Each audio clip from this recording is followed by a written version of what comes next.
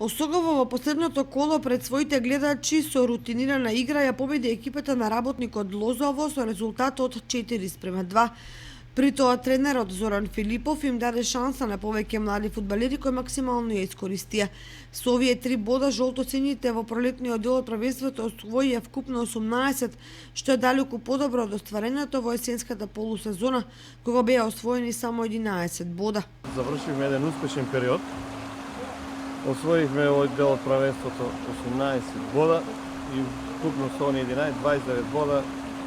Тоа ни беше плано да останеме у лигата, да од некои од овие помлади играчи што мислиме сега ќе видиме со управата што како, дали планираме наредно првенство, да се бориме за првите 3 места кои носат повисок ранг, тоа втора лига.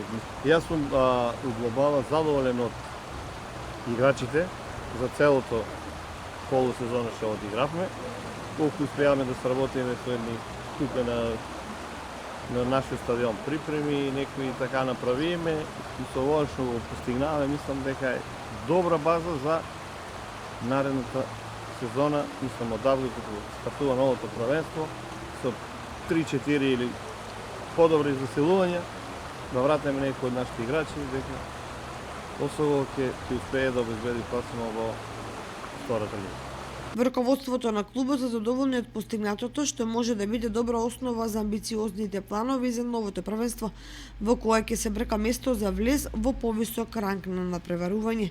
Голема благодарност до играчите што дадоа максимум од себе, така да прикажа во ова полусезона прикажа добри игри, имаме и добри резултати, што се гледа и самиот скок на табелата.